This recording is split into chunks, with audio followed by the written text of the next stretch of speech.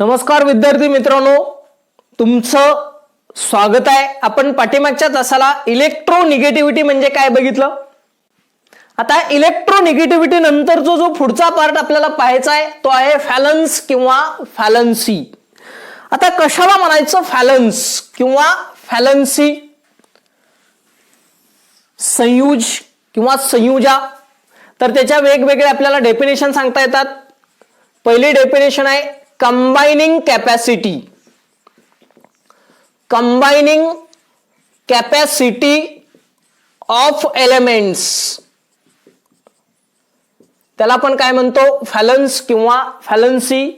Combining capacity of फॅलन्स elements, त्याला आपण काय म्हणतो फॅलन्स. आता महत्वाची दुसरी डेफिनेशन काय बघा. Valence is the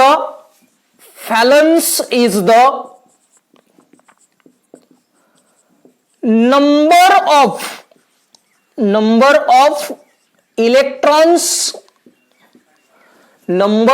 electrons present in valence cell. valence cell म्हणजे शेवटची कक्षा, outermost orbital.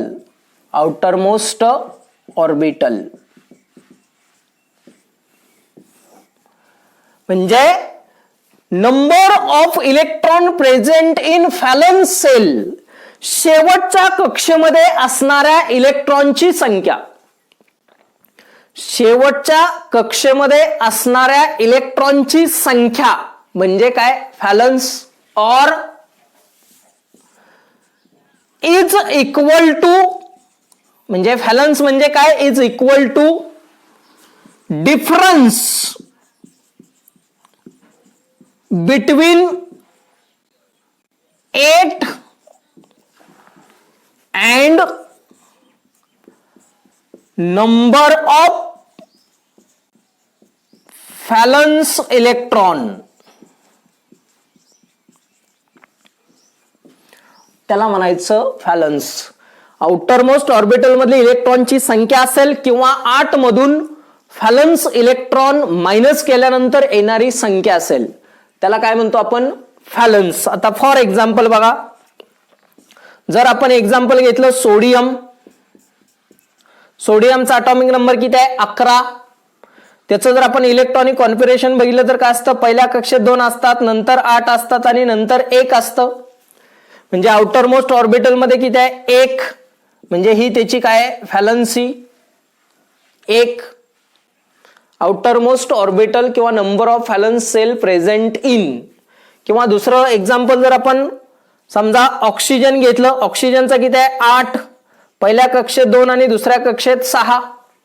आता इथं आउटरमोस्ट ऑर्बिटल 6 आहे, बरोबर आहे. पण आपल्याकडं अष्टक स्थिती प्राप्त करण्यासाठी काय करतं, हे दुसऱ्याकडून 2 इलेक्ट्रॉन घेतं. म्हणजे जर फॅलन्स सेलचा विचार केला तर आउटरमोस्ट 6, आणि जर याचा विचार केला 8 मायनस आउटरमोस्ट 6 म्हणजे किती 2. म्हणजेच आपण ऑक्सिजनची फॅलन्स किती म्हणतो 2. त्याला म्हणतो आपण फॅलन्स. म्हणजे valence is the number of electron present in outermost orbital that is valence shell और equal to difference between 8 and number of valence electron, त्याला म्हणायचं फॅलन्स. आता याच्यावरूनच आपल्याला ऑक्सिडेशन नंबर सुद्धा विचारलं जातं. ऑक्सिडेशन नंबर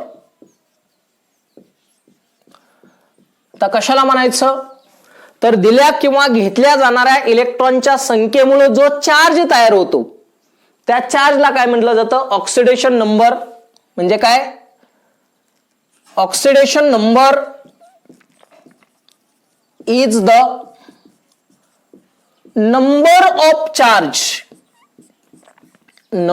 ऑफ चार्ज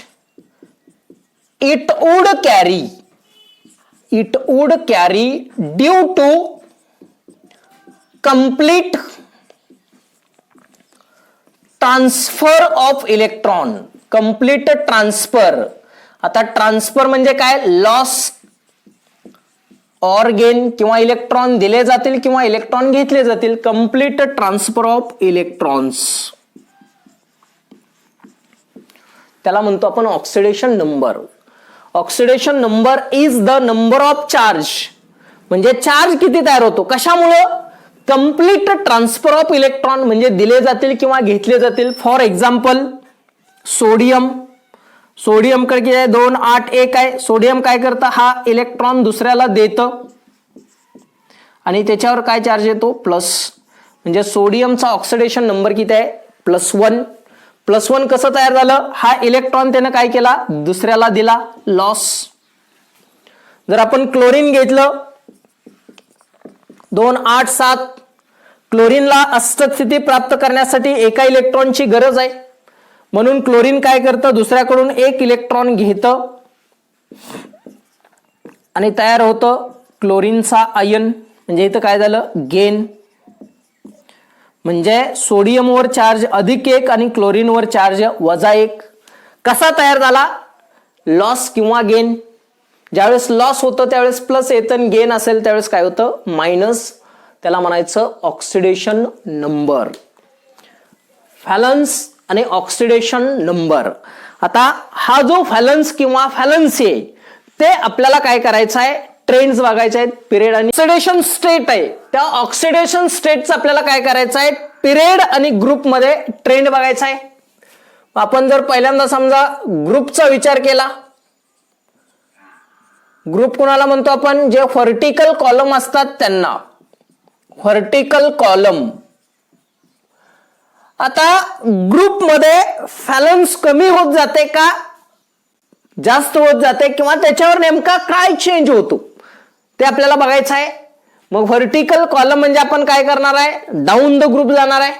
जसं जसं आपण खाली जाऊ तसं तसं त्याचा ॲटॉमिक नंबर काय होतो वाढत जातो, ॲटॉमिक नंबर त्याचा काय होतो इन्क्रीज होत जातो, आणि त्यावेळेला त्याची जी व्हॅलन्सी आहे ती मात्र कशी राहते कॉन्स्टंट. व्हॅलन्सी कशी राहते कॉन्स्टंट. बघा on moving down the group atomic number increases,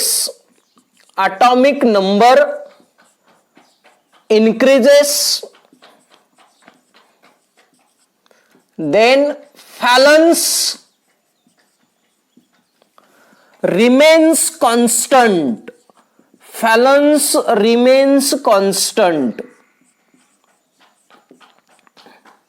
त्याची व्हॅलन्स कशी राहते कॉन्स्टंट. म्हणजे आपण कोणत्याही ग्रुपमध्ये जर वरून खाली गेलो तर ॲटॉमिक नंबर वाढत जातो आणि त्यावेळेला त्याची जी व्हॅलन्स आहे ती काय राहते कॉन्स्टंट. फॉर एक्झाम्पल जर आपण पहिलं एक्झाम्पल घेतलं, फर्स्ट ग्रुप एलिमेंट घेतली, फर्स्ट ग्रुप एलिमेंट्स.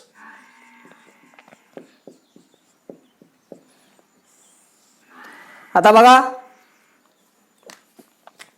समजा आपण काय केलं, इथं घेतला सिरियल नंबर एलिमेंटचं नाव घेतलं, इथं त्याचा ॲटॉमिक नंबर, त्याचं इलेक्ट्रॉनिक कॉन्फिगरेशन आणि व्हॅलन्स इलेक्ट्रॉन किंवा ते व्हॅलन्स असे जर आपण कॉलम केले,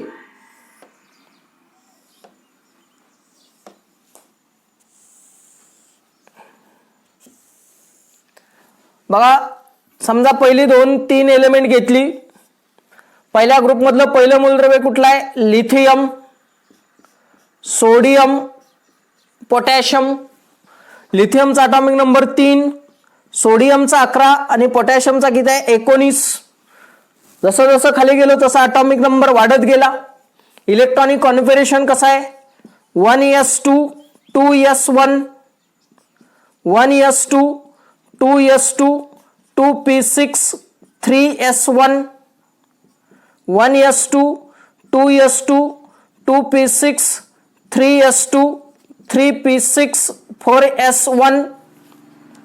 म्हणजेच बघा पहिल्या कक्षेत 2 आणि 1 2 8 1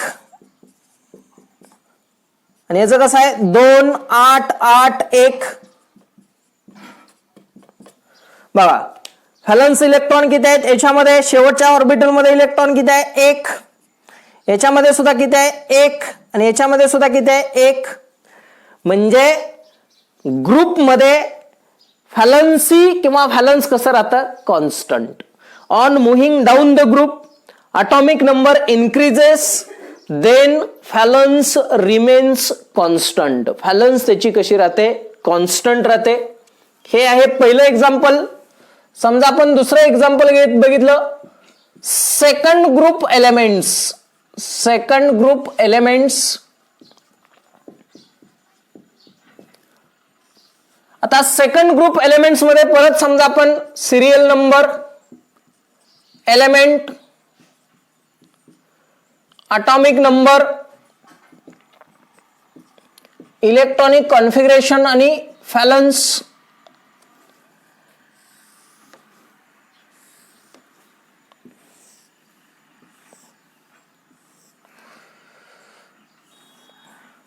बघा समजा आपण घेतलं beryllium, atomic number 4, electronic configuration काय आहे?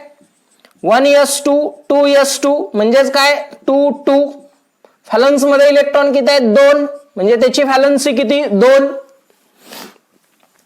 दुसरा मूलद्रव्य घेतलं मॅग्नेशियम. मॅग्नेशियमचा atomic नंबर किती आहे? 12.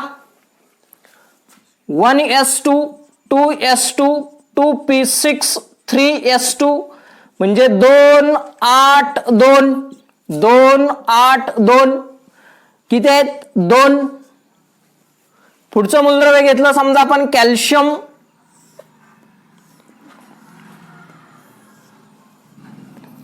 वीस. 1s2 2s2 2p6 3s2 3p6 4s2. पहिल्या कक्षेत 2 2 आणि 6 8 2 आणि 6 8 आणि शेवटी 2 म्हणजे किती आहेत? 2. म्हणजे बघा जसं जसं आपण खाली जाऊ तसं तसं त्याचा atomic नंबर वाढत जातो, परंतु त्याची व्हॅलन्स कशी राहते? कॉन्स्टंट. म्हणजेच ट्रेंड काय आहे? On moving down the group atomic number increases then valence remains constant. त्याची जी व्हॅलन्स आहे ती कशी राहते? कॉन्स्टंट. हा ग्रुप मधला ट्रेंड. आणि जर आपण पिरियडचा ट्रेंड बघितला, trends in period,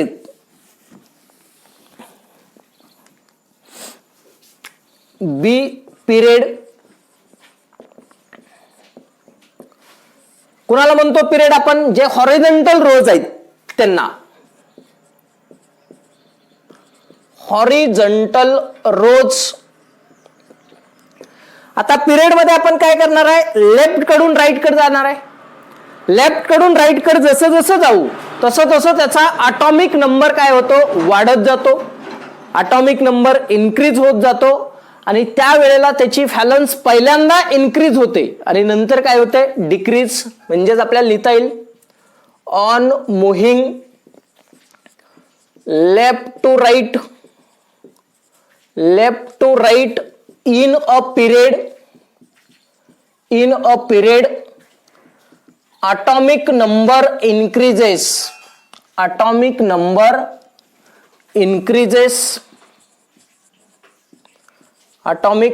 increases then valence increases up to middle and then decreases.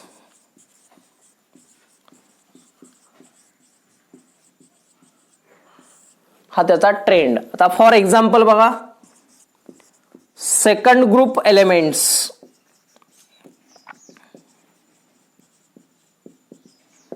दुसऱ्या ग्रुप मधली मूलद्रव्ये. परत जर समजा आपण एलिमेंट, atomic नंबर, त्याचं इलेक्ट्रॉनिक कॉन्फिगरेशन आणि त्याची व्हॅलन्स असे जर आपण कॉलम केले,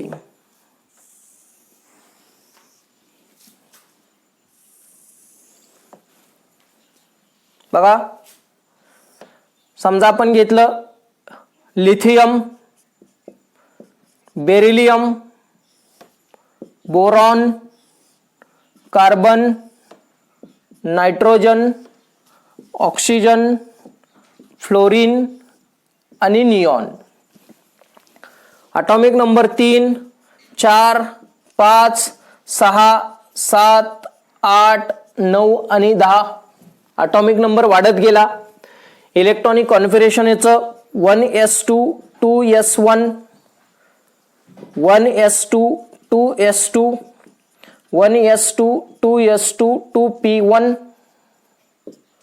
1s2 2s2 2p2 1s2 2s2 2p3 1s2 2s2 2p4 1s2 2s2 2p5 1s2 2s2 2p6 म्हणजेच काय 2 1 2 2 2 2 2 1 2 2 2 2 2 3 2 2 4 2 असं 2 आणि 3 डायरेक्टली लिहूया आपण 2 3 2 आणि 2 2 4 2 आणि हे 2 3 5 2 6 2 7 आणि 2 8. आता बघा व्हॅलन्स 1 2 3 4. आता इथून कसं आहे त्याला 5 इलेक्ट्रॉन द्यावे लागतील किंवा 3 इलेक्ट्रॉन घ्यावे लागतील.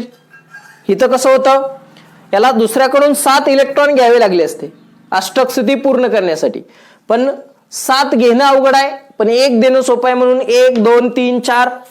इथं कसं आहे 3 2 1 आणि 0. अल्टरनेट पद्धतीने आपल्याला लिहिता येतं. जर समजा 3 घेतलं किंवा 5 दिलं तर 5, 6 दिलं तर 6, 7 दिलं तर 7. म्हणजे काय झालं पहिल्यांदा इन्क्रीज झाली आणि नंतर काय झाली डिक्रीज. म्हणून on moving left to right in a period atomic number increases, then valence increases up to middle and then decreases. हा व्हॅलन्सचा ट्रेंड आहे, ट्रेंड इन पिरियड्स. आता ग्रुप आणि पिरियड मधला ट्रेंड.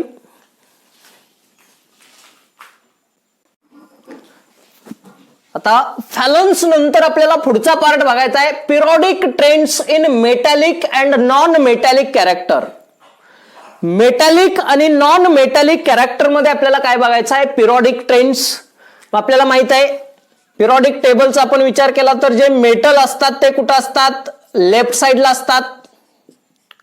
मेटल कुठं असतात लेफ्ट साइडला. नॉन मेटल कुठं असतात राईट साइडला. आणि जे मेटॅलॉइड्स आहेत ते मेटॅलॉइड्स कुठं असतात मिडलला. या दोन्हीला काय करतं सेपरेट करण्याचं काम करतं झिगझॅग मॅनर मध्ये. झिगझॅग मॅनर म्हणजे मेटल लेफ्टला असतात, नॉन मेटल राईटला आणि मेटॅलॉइड काय असतात मिडलला असतात. आता जर आपण मेटलचा विचार केला जे मेटल्स असतात ते मेटल काय असतात good conductor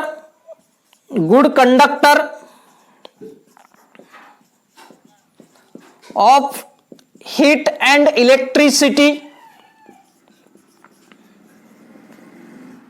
heat and electricity म्हणजे उष्णतेचे व विजेचे काय असतात सुवाहक. आणि जे मेटल असतात त्यांना काय असते ability loss of electron. Electron ते काय करतात लॉस करतात. आणि जर आपण नॉन मेटलचा विचार केला नॉन मेटल काय असतात नॉन कंडक्टर असतात. Non conductor heat and electricity. आणि नॉन मेटलला टेंडन्सी काय असते इलेक्ट्रॉन दुसऱ्याकडून घेण्याची म्हणजे गेन ऑफ इलेक्ट्रॉन. आता हा जो ट्रेंड आहे हा ट्रेंड आपण कशावरनं एक्सप्लेन करणार आहे तर आयोनायझेशन एनर्जी आणि इलेक्ट्रॉन गेन एन्थाल्पी.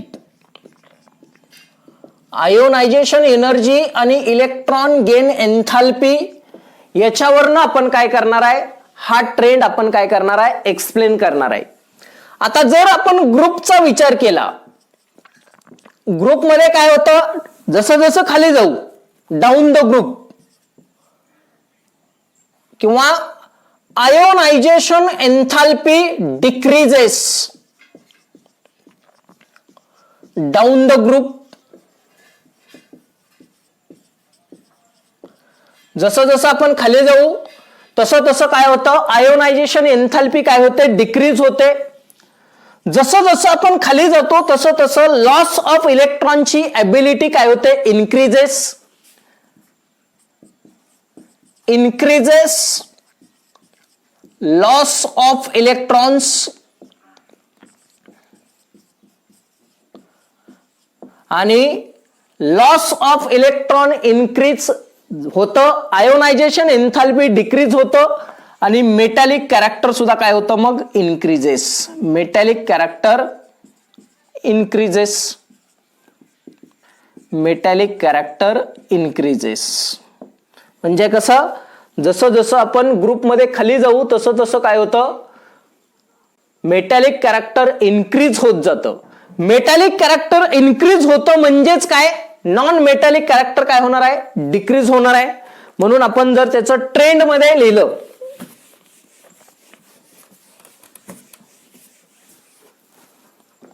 समजा आपण ग्रुपचा विचार केला, ग्रुपमध्ये काय होतं, जसं जसं खाली जाऊ आपण, on moving down the group,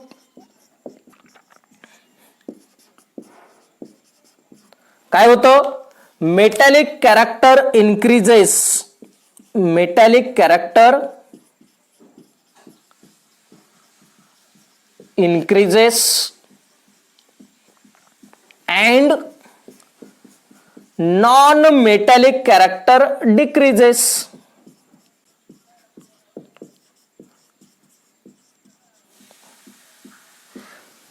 ग्रुपमध्ये जसं जसं आपण खाली जाऊ तसं तसं मेटॅलिक कॅरेक्टर इन्क्रीज होत जातं आणि नॉन मेटॅलिक कॅरेक्टर काय होतं, डिक्रीज होतं. आणि जर आपण पिरियडचा विचार केला, याच्या नेमकं काय असणार आहे, reverse period on moving left to right. Left कडून राईट कडे गेल्यानंतर काय होतं, metallic character decreases. Metallic character decreases and non metallic character increases. Non metallic character increases. म्हणून तर आपण सुरुवातीलाच काय सांगितलंय, लेफ्टला मेटल असतात, राईटला काय असतात, नॉन मेटल. म्हणजे जसं जसं आपण राईटला जाऊ तसं तसं काय होतं, मेटॅलिक कॅरेक्टर कमी होत जातं, म्हणजे नॉन मेटॅलिक कॅरेक्टर काय होतं, वाढत जातं.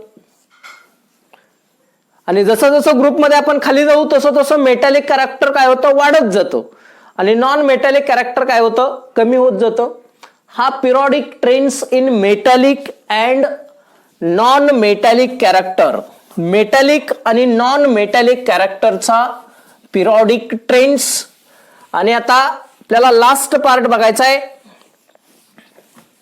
Periodic trends in chemical reactivity. Periodic trends in chemical reactivity.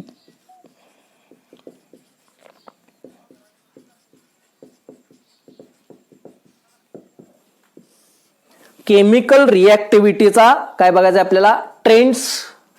आता हा जो रिएक्टिव्हिटीचा ट्रेंड आहे तो आपण कशावरनं एक्सप्लेन करणार आहे, आयोनायझेशन एन्थाल्पीवरनं एक्सप्लेन करणार आहे. त्याच्यानंतर electron gain enthalpy, electron gain enthalpy. त्याच्यानंतर effective nuclear charge, effective nuclear charge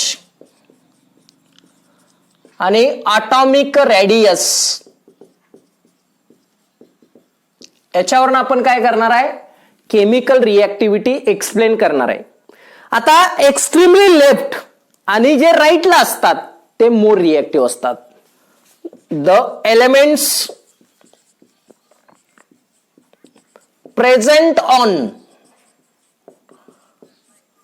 extreme left and right, these are more reactive.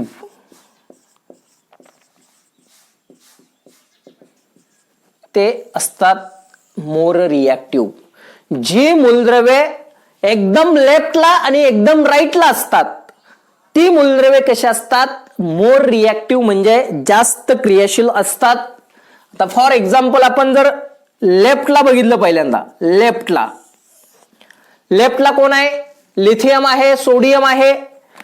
म्हणजे लिथियमची रिएक्शन जर आपण ऑक्सिजन बरोबर केली, काय तयार होतं, लिथियम मोनॉक्साइड ऑक्साइड. जर आपण सोडियम घेतला, काय तयार होतं, सोडियमचा ऑक्साइड. आणि हा जो सोडियमचा ऑक्साइड आहे, या सोडियमच्या ऑक्साइडचं जर आपण हायड्रॉलिसिस केलं तर आपल्याला काय तयार होतं, सोडियम हायड्रॉक्साइड.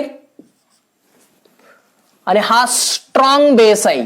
हा काय आहे, स्ट्रॉंग बेस. म्हणजे बघा, जी मूलद्रव्ये लेफ्ट साइडला आहेत ती कशी आहेत, स्ट्रॉंग, म्हणजे ज्याची रिएक्टिव्हिटी जास्त आहे, केमिकल रिएक्टिव्हिटी त्याची कशी आहे, जास्त, मोर रिएक्टिव्ह. जर आपण एक्स्ट्रीमली राईट हँड साइडची घेतली, राईट, एक्स्ट्रीमली राईट हँड साइडला समजा आपण क्लोरीन घेतला, त्या क्लोरीनची रिएक्शन जर आपण ऑक्सिजन बरोबर केली तर तयार होतं क्लोरीनचा ऑक्साइड Cl2O7, याला 2 न गुणा, याला 2 न गुणा आणि याला 7 न गुणा. हा जो क्लोरीनचा ऑक्साइड आहे, या क्लोरीनच्या ऑक्साइडचं जर आपण हायड्रॉलिसिस केलं तर आपल्याला मिळतं ऍसिड. काय भेटतं आपल्याला, ऍसिड.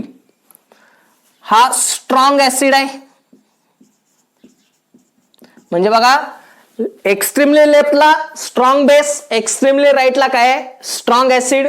म्हणजेच एक्स्ट्रीमली लेफ्ट आणि राईटची रिएक्टिव्हिटी कशी आहे, जास्त. आणि जर आपण मिडल एलिमेंट घेतली, मिडल किंवा सेंट्रल, उदाहरणार्थ ॲल्युमिनियम घेतला, त्याची रिएक्शन जर आपण ऑक्सिजन बरोबर केली तर ॲल्युमिनियमचा ऑक्साइड तयार होतो. आणि हा जो ॲल्युमिनियमचा ऑक्साइड आहे, याचं नेचर कसं आहे, एम्पोटरिक.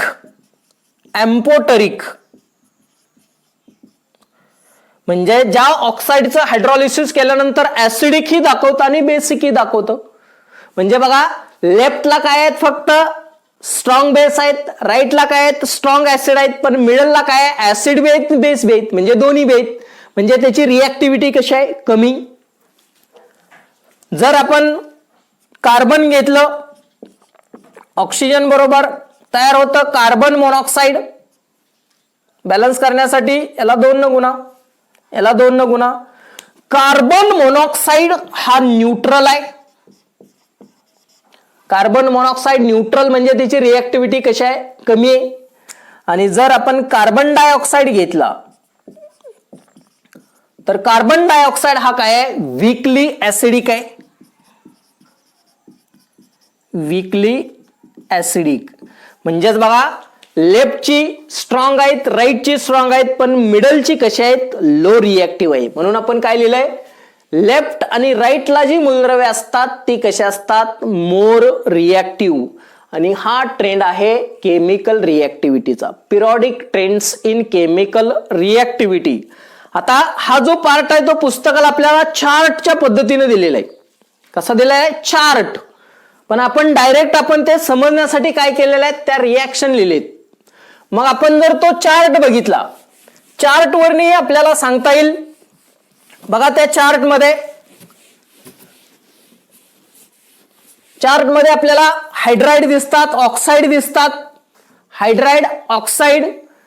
बघा, चार्ट काय आहे, सेकंड पिरियड मूलद्रव्यापासून सुरुवात केलेत. म्हणजे पहिला ग्रुप, दुसरा ग्रुप, 13, 14, 15, 16, 17 आणि 18 group. Lithium, beryllium, boron, carbon, nitrogen, oxygen, fluorine, neon या पद्धतीनं. ॲटॉमिक नंबर 3, 4, त्याच्यानंतर 13, 14 किंवा 3, 4, 5 पासून कुठपर्यंत आहे 10 पर्यंत.